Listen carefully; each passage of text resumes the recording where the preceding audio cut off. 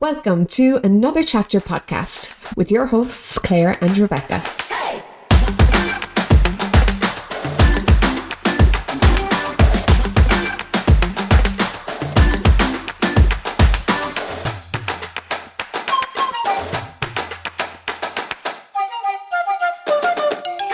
Do you love books? Well, you've come to the right place. Join us as we discuss all things books.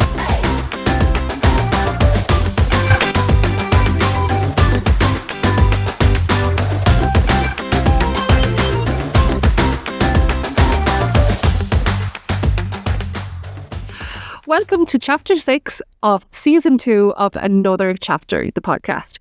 So this evening, myself and Claire are just going to have another nice little chat about our favourite book so far of 2024, as well as what we're currently reading, and what some of our listeners' favourite books are also. So Claire, how are you? I'm good. I must have a little bit of a disclaimer and say that I have a 6-month-old baby with me, so if there are any gruntling noises or random babbling, it's that child. I was about to say, we should clarify, it is your child and not a random 6-month-old baby. Yeah. He's sitting here fascinated and you're looking at the screen. Yeah. This is by far and away the cutest guest we've had on the podcast so far. Yeah. So 2024 so far, has it been a winner reading wise? Yes. Have you? Yeah. I feel like my reading habits have changed slightly. Okay. Probably because of actually sticking to our non-fiction reading challenge, which I failed at miserably last year. But look, if you're trying to read non-fiction at all, I think you're doing well. So I'm really enjoying the non-fiction reads, and I've just I think I was looking at my favourite reads for the last few months, and I think like historical fiction is playing a blinder for me this year. Ah, okay.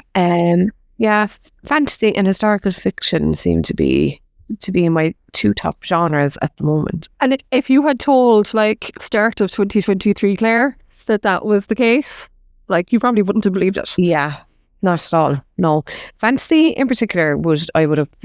Not that I would have laughed, but I would have gone, God, no, I don't know if that's for me at all. Yeah. I'm really enjoying fantasy this year. And historical fiction, I just finished The Women by Kristen Hanna. Yes. Yeah. Which was phenomenal. And I was like, that's historical fiction. I'm always, and I know I've said this before on here, but I'm always blown away by how much I enjoy historical fiction when I read it. Yeah. I think I don't read enough of it. And I think I actually forget as well that anything that is based in a historical period, like an actual point in history, is historical fiction. Like, you know, in my head, like when I think historical fiction, I'm like, oh, it's like World War II or like Renaissance Italy. Do you know, like that's where my mind goes, but it could just as equally be like 1960s America. Yeah. I forget of the depth of what actually historical fiction encompasses. Yeah, and I actually do too, because I tend to think that it's got something to do with major world events only. Yeah. The Kristen Hanna book that I read was about the war in Vietnam, which was brilliant. My favourite read of February was The Forgotten Bookshop in Paris, which was historical fiction about World War II. Okay.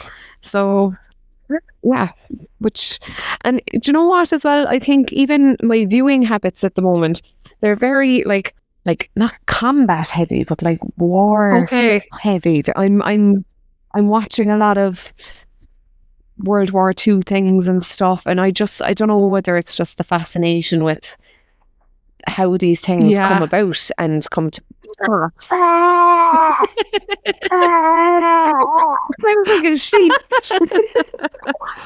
No, he's saying, yeah, I agree. Yeah. But yeah, I just think that I'm finding it fascinating not in a way that's like, I think it's amazing or anything, but I just find the fact that we're not learning from history very I was just about to say, I suppose the last 6 months have been horrendous in terms of kind of Mhm. what is going to be a major part of history down the line. That is obviously Yeah. horrendous for people at the moment, and it probably is kind of a subconscious thing of trying to get your mind around like where does this mindset come from, and how could people do this to each other, like. Yes, exactly. Okay, so historical fiction, and you said fantasy. So would fantasy, I know you said it's kind of like your favorite genre, or one of your favorite genres this year so far, but would your, like, in terms of your top books of the year so far, would there be a fantasy one? There is a fantasy one. So for January, will I start off going through my favourites for the quarter one, I suppose. Yeah, so for January, my favourite would be A Court of Thorns and Roses by Sarah J Maas, and that is fantasy. And I've read a lot of her books from that series this year, and that has been the only one that's won out in terms of like monthly favourite. But they're really, really good series. Yeah, so A Court of Thorns and Roses, I just have the blurb here as well, which kind of gives you the gist of it. So, and now I'm also going to put in a disclaimer here that I am probably going to pronounce all of the names of everything wrong. And I love the reels on Instagram of people pronouncing like fantasy names and places, because everybody is speaking absolute gibberish, like the fellow behind me there. So when 19-year-old huntress Feyre, I'm going to say, kills a wolf in the woods, a terrifying creature arrives to demand retribution. Dragged to a treacherous magical land she knows about only from legends, Feyre discovers that her captor is not truly a beast, but one of the lethal, immortal fairies who once ruled her world. As she adapts to her new home, her feelings for the fairy Tamlin transform from icy hostility into a fiery passion that burns through every lie she's been told about the beautiful, dangerous world of the Fae. But something is not right in the fairy lands. An ancient wicked shadow is growing, and Feyre must find a way to stop it or doom Tamlin and his world forever. Okay. So it's a lot more action-packed and intriguing than what I had expected. Yeah, they're fairly, I think we've said this before, but they are fairly like intricate in terms of worlds and the amount of characters and stuff. So there's a lot more going on than that blurb would lead you to believe, I would say. Yeah. Then for February, I had The Forgotten Bookshop in Paris, which I really, really, really enjoyed. It's set in a dual timeline, and I know that I've definitely spoken about the two of these before. So 1940 Paris, and then the modern day. So we're getting two narratives, one where war is starting to close in on the city of Paris, and Jacques must stand by and watch as the Nazis take over everything that he holds dear. Has opened up a bookshop, and it's the thing that he's kind of clinging on to. So people end up knocking on his door and asking him for help, and he basically is part of the resistance. And then in the modern day, we see a woman, Juliette, and she is in France with her husband, and they end up separating while they're over there, and she decides to stay in Paris and rents this shop that was once upon a time a bookshop during World War II. And they uncover lots of secrets along the way. So it's really, really good. Yeah. Excellent. Sounds great. I must say I really enjoy that. Yeah, with historical fiction, I do find that like I really enjoy reading it, and I just don't want it to stop, you know? And then getting back to this, so for March, I had The Playdate, which was our read-along book. Yeah. I really, really loved that. Yeah. So The Playdate is two mothers, two daughters, two sides to the story. When Sarah leaves her high-flying London life to move to Dublin, her only concern is her 9-year-old daughter, Lexi. For Lexi's sake, she tries to get to know other mums at the school gates, but they appear uninterested, particularly their leader, the beautiful and charismatic Vanessa, whose daughter rules the playground.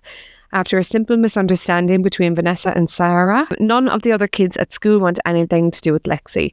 Desperate to mend fences, Sarah offers to look after Vanessa's daughter one afternoon, but when the playdate ends in catastrophe, Vanessa is convinced that what happened wasn't an accident. With allegations flying in all directions, Sarah is forced to ask herself, what has she unleashed? And how far a mother will go to protect her daughter. So they are my top 3 of the year so far. And I feel very impressed with the fact that they are all, I'm very impressed with myself. I don't mean that, but like that they're all 3 different genres too. Yeah. Yes. Yeah. None of them are in any way like, which is fantastic, I think. Big range there. And we always approve of that, you know, a wide range of reading. Yeah. So I had a quick look back over my story graph because like that, I've stopped doing the monthly thing.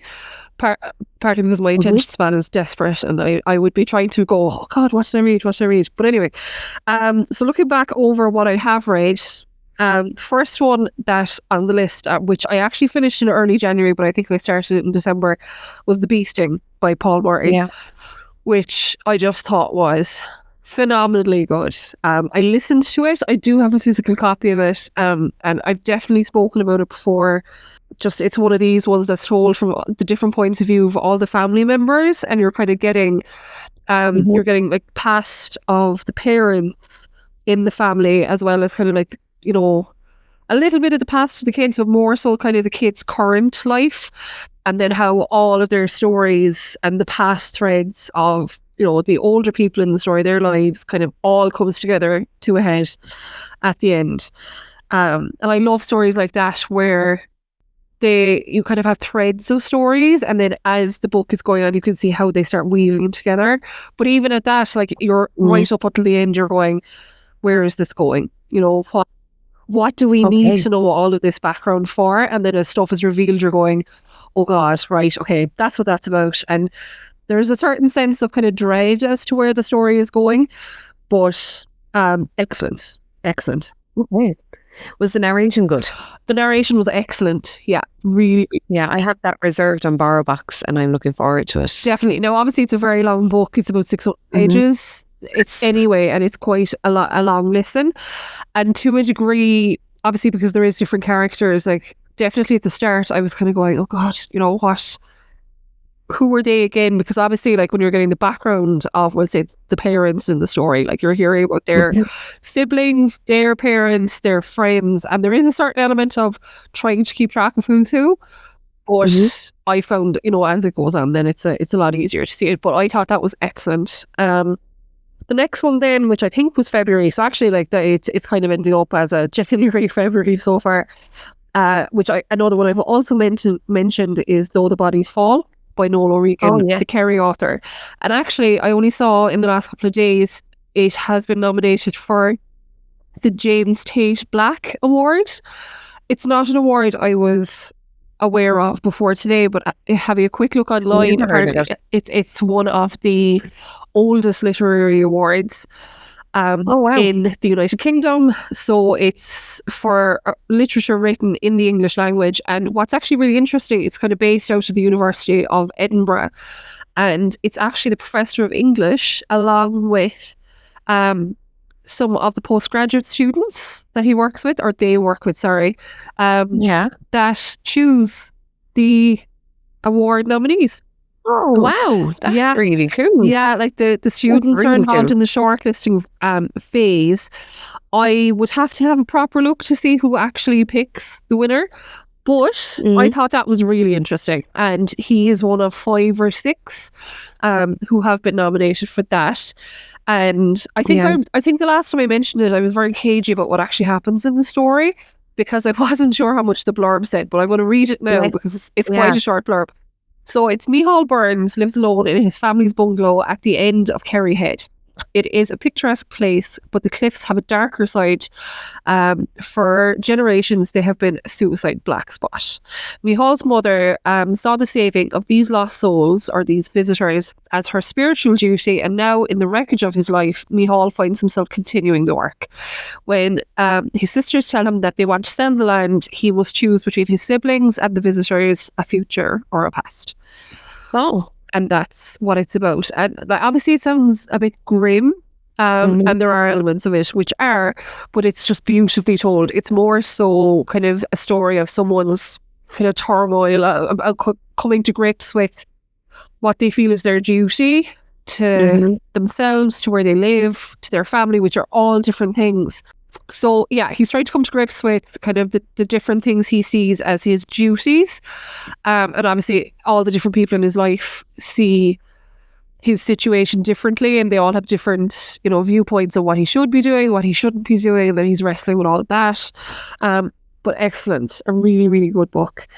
The next one then was a non-fiction read, and I had seen it. It is one of the shortlisted, and I mentioned this one of the shortlisted titles for the Women's Non-Fiction Prize, and it's Thunderclap, a memoir of art and life and sudden death by Laura Cumming. And yeah, that is, again, about her talking about her life growing up, and in particularly in relation to her father and her relationship with her father, and how he introduced her to art and kind of fostered that love of art in her. And then she kind of does all the kind of stories in her life, and that she shares in this book, and the stories relating to her father. She kind of tells them all through the lens of particular paintings that she loves, especially kind of Dutch art. Excellent, absolutely excellent. I also listened to that, but it's one I think I will get a physical copy of, and she narrates it herself. And I suppose it adds a certain gravitas to it, because it is quite a personal story, while also being a bit like the historical fiction, while also, it teaches you something. Like, it's one of those books where when you're listening to it, you're like looking up the paintings that she's talking about. Yes. Because you want to see what it is she's describing, and you want to kind of like looking up about the artists and things like that. So I love when that happens. So that was the third one. And then the fourth one, which I finished only recently, is called Biography of X by Catherine Lacey. And it is fiction, but it's kind of written as a piece of non-fiction. So that's kind of how it's presented to you. And I know when I speak to other people about it, I've said that there are absolutely elements of it where I've forgotten that it's fiction, because she does, it's kind of an alternative reality, not alternative reality, but kind of an alternative like history timeline, where it's basically this woman writing a biography of her partner X, who has passed away at this point. Because she wants to be the one. A biography has been written. She doesn't feel it's very true to her partner, and she wants to be the one to kind of, I suppose, write the record. So she goes looking into X's life and starts discovering like things about her background that she didn't know, and discovering events and things that she was involved in. Again, that she wasn't aware of, meeting people who knew her. X was an artist, but like an artist in the sense like that she did art, she wrote, she was involved kind of like in writing songs, in singing. So she did kind of lots of different things, but also had lots of pseudonyms for the different things she was doing. So it's almost like you're meeting loads of different characters, even though it's all essentially the same person we're hearing about. And I suppose the thread through it then is what you're discovering about this person that you thought you knew very well. Yeah. And it turns out you actually didn't. And it's set in kind of an alternative America where the southern part of the country and the northern part of the country were split into two territories. A bit like if you imagine like Handmaid's Tale. Yes. Yeah. Like that would be kind of southern territory life, would say, and then the northern territory is like New York, kind of Canada, like that part of the country were kind of free America, and then the southern territories were more strict and more rigid, and they have been joined, but it's still like at this point in the story, kind of the now, they're joined back together again, but it's very uneasy. But she goes back to the southern territories to learn about X and her life, and as well as being like this glimpse into supposedly the life of this person, because like there's mentions of like David Bowie, like Andy Warhol, like all of these like actual artists and singers and people like that, and then there's like characters in it that are kind of, they're similar to actual people. You know, the kind of, they're almost caricatures of real people, like you know, like the rich guy who has never had to have a job, but like everybody in the city knows him. Do you know, that kind of thing. Like he's kind of like the playboy of the city. You know, like characters like that. Yeah. So like I don't know if I've really done it justice, but it sounds interesting. They were my four. Again, quite different. they weren't happy stories, all of them, but they were all excellently written. And then the Laura Cumming one was probably the most positive overall, even though like she's writing it kind of after her father has died, and it's almost like an homage to her relationship with him. I just took a look at like what I've read for the nonfiction challenge that we've put up for the year. And one of them is Until the Streetlights Come On, and that's by Ginny Yorich, and that's just, it's all about matching screen time with green time and trying to get your kids outside more, and like the importance of unstructured play and boredom and all of these things and how they can influence our learning in life, I suppose. And then in February I read The Salt Path by Raynor Winn, which you had recommended to me, and I really enjoyed that.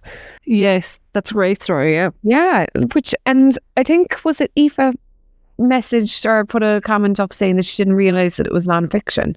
And I think the cover of the book is very fiction looking, if that makes sense. It is, yeah. Yeah, it's really artistic, kind of like a bird swooping down over the cliffs or something, isn't it? Yeah, that's it. I really loved the type of journey that we went on with the characters. The characters are real people, but they were suddenly homeless and they had nothing to do, so they walked the coast path in England. Yeah. And I just loved how they went from worrying constantly about their material possessions, money, like all of those things, and it suddenly, like, it released them, this journey released them from that attachment to things, to money, to all these different bits and pieces. Yeah. I just found it really interesting. I love those kind of books. I loved what was the one that Reese Witherspoon was in? Wild, is it? I think Wild by Cheryl Strayed, that's it. She did a big massive walk as well in America, and I loved that one too. I really love this, like, finding yourself books, particularly when they go on a walk to do it. I don't know what it is. I find it really, really fascinating. I would love to do the Camino. I've said it for years. I'd love to do the Camino. When I'll ever get the time to do the Camino now is beyond me. But I just think, like, you learn an awful lot about yourself by literally going on a physical journey too. So I really enjoyed that book. That is very similar to one of our read-alongs from last year, Paper Cups. Yeah. A nice tie in there. Yeah. And then for March, my nonfiction read was Anne Frank Remembered, which was written by Miep Gies, who is the woman who hid the Frank family in Amsterdam during World War II. And I absolutely loved it. It was so interesting because we started watching A Small Light, which is the dramatisation of that. And when I was looking it up, I was saying they must have gotten this information from somewhere other than Anne's diary, because her story was all inside the attic and this was all everything that was happening externally. So I looked up and saw that the girl that was hiding them wrote a book. Now it's written alongside an author who helped her to structure it and to put it all together or whatever. But it's so good. It's so, so interesting. And all of my non-fictions were audiobooks. I realised when I was sitting down to figure out what I've read so far. I prefer non-fiction in an audio form. Yeah, and I think audio non-fiction is a really good place to start for people who don't normally listen to audiobooks. Yeah. My 3 were Thunderclap, that one. Mm-hmm. Then Africa Is Not a Country by Deepo Faloyan, which is brilliant. Now that I'm looking at it, I'm like, I probably should have that in my top reads as well so far.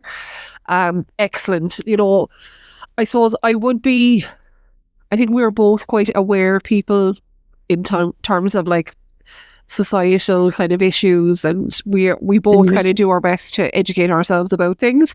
And, like, this book is an excellent look at how historically, like, the portrayal of the African continent, first of all, as just this kind of catch-all, people are from Africa, do you know what I mean? Not that they're from one of the multitude of countries in the whole continent, you know, as if Africa can, you know, that word can summarize so many different cultures and so many different languages. And like one thing that really stuck with me from it was the way that now, like we see it even now on ads where like charities are collecting money, and this really stereotypical portrayal of the child in Africa with the swollen belly and like the flies stuck to their eyes, and who, like, you know, who are walking miles and miles for water, and about how like that image has just become such an ingrained image in people's minds, even though that is just like a tiny fraction of what actually happens in that country and what the people are like, and that, you know, how Western society especially kind of accepts this idea of like, oh, even like, I'm sure our parents probably said it as well, like if you didn't eat your dinner, like, oh, there's people starving in Africa, do you know that crack? Yes. And like how, like, we'll say things like Band-Aid and things like that, how charities especially, like, you know, they don't kind of play up that image because people are so used to it now as an image of, oh, those poor people over there, like we have to help them, that kind of white saviorism. But it's an excellent read. Obviously there's so much more to the book than just that, but that would be a very kind of an example that stuck out. And actually the third one, I got it out from the library, and I have like the smallest percentage left. It is so I never technically finished it yet. They Called Me Lioness by Ahed Tamimi, a Palestinian girl who basically has been an activist since a young age, and how, you know, she was jailed like in her teens and so on, and now it was written a good few years ago. I'm sure even up recently enough she was detained again, as far as I know. It's a great book. I haven't finished 100%, but I actually bought it. I bought the audiobook since myself, so I need to finish that this has reminded me that is the case. But yeah, great. Really, really enjoying what I've listened to so far this year, non-fiction wise. I like the idea of looking at how the media influences our beliefs around certain places. And I think that is also something that's coming to light an awful lot. People are starting to question what they're being shown. And it's just, it's interesting to see that your reading has kind of aligned with that awareness that's developing. Like if we were relying on what we were seeing on RT or Sky News or BBC in terms of what's happening in Gaza at the moment, we wouldn't have a clue. We wouldn't have a clue to the extent of what's going on. Like, which is very interesting. And I think for a lot of people, it's really opened up their eyes, and like a lot of people would say it's really changed them, kind of seeing how this story that has been spun kind of the West for so many years, and that kind of a lot of us believed about, you know, how certain people act and why certain countries are the way they are, things like that, and we kind of just blindly believe it until you are made question it. But it's important to always be learning. Absolutely. We actually asked on our Instagram earlier what people were enjoying so far, if they had to pick kind of a favourite book, and some of the ones that have come in were The Wren by Anne Enright. Interestingly, actually two came in together that were both Curtis Sittenfeld by two different people, so Romantic Comedy and Radham, which is the one about Hillary Clinton. Bright Young Women by Jessica Knoll and Jaded by Ella Lee. Lore by Alexandra Bracken.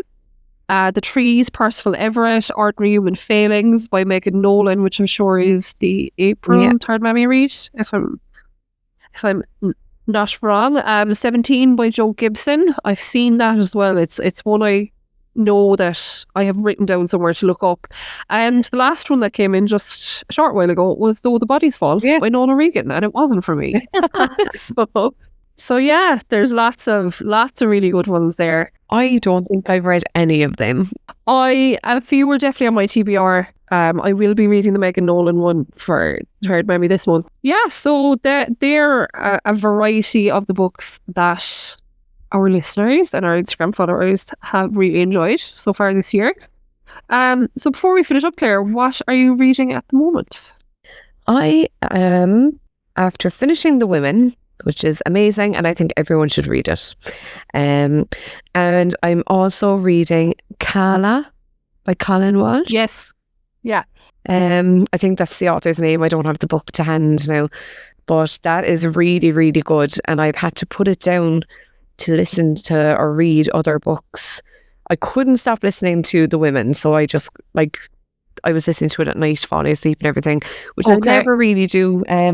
With audiobooks, I like to have a physical book for around bedtime, but I'm reading that one and it's really good. Have you read that one actually? I have it here. I haven't read it yet though. Yeah. And I am starting The Pull of the Stars tomorrow with you and yes, Marianne and Susan for a buddy read before we head off to the theatre and be very, very fancy. Yeah, so they're what I'm reading at the moment. I'm really looking forward to The Pull of the Stars. Anyone that I speak to about that book or who mentions the book, they all absolutely love it, but I am told that it is an extremely emotional book. Yes. Yeah.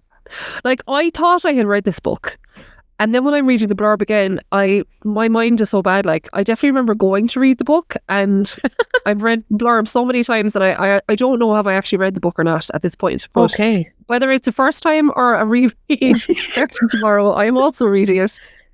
Yeah. If I did read it, it was pre my Storygraph tracking anyway. So because I thought I'd read it at one point and I actually hadn't either. I think I was confusing it with another book or something, but yeah, I'm looking forward to reading that. And I saw that Nikki put up that she had been to see the play the other evening and she said it was really good. Yes. So yeah. Excellent. Great. What about you? What are you reading? Yes, so I will be starting that in tomorrow with you guys.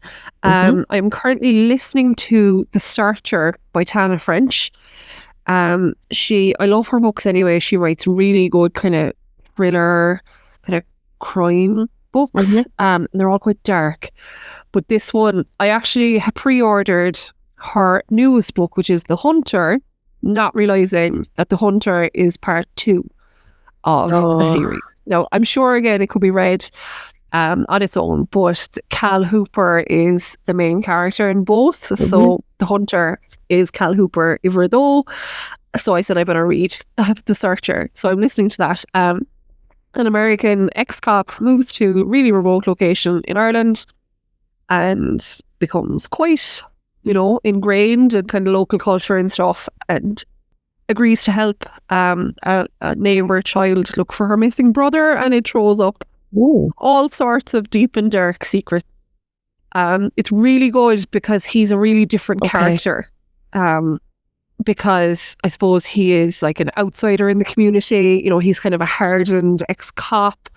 He's like a kind of an older character. So it's really good. Now, I'm listening to it in audio. And in fairness, like in my ears, the narrator is doing quite a good job of the American accent, and he switches to Irish accents, obviously, then for the Irish characters. But really enjoying that. I am reading Jane Casey's newest one, which I've had on my TBR for the last couple of months, and I wanted to give it proper time. I didn't want it to be one where I knew wouldn't have time to be reading the physical book. So that's the newest Maeve Kerrigan book, and I'm about 6 or 7 chapters in, and it's really, really good. And I'm also reading on my Kindle Hello Beautiful by Anne Napolitano. Dear Edward was kind of her biggest or her best known book. So I'm reading that, and I'm getting through quite slowly, more so just because I'm reading it on the Kindle, and I'm finding I have way more time for audio and stuff at the moment. So, but it's really good so far. Really good so far. And that, I think that's it at the minute. That is the last. More than enough. More than enough. So yeah, that's it. That's it. We had our first in-person book club meeting last week, which was lovely. Really nice. For Rebel readers. Yeah. No, I really enjoyed that. And I suppose because we finished up our read-along for March, and we actually need to record our read-along episodes, would we like to announce what the read-along book is for April? Yes, that would actually be a really good idea. Mary Costello's book, Academy Street. That's our read along book for April. So there will be a post going up on our Instagram page for this book, and we're going to do, as always, a little giveaway. So make sure that you read the caption and do whatever we ask of you if you would like to get your hands on a copy. Yeah, because it looks like a nice one. It's short enough.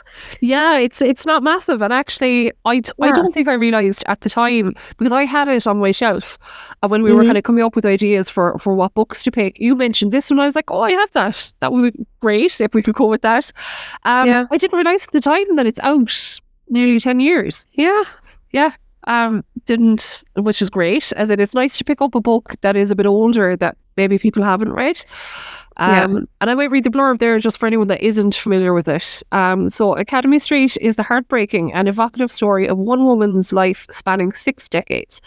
Tessa's childhood in 1940s rural Ireland is defined by the sudden death of her mother. Later in New York, she encounters the ferocious power and calamity of love and the effects of catastrophic fate.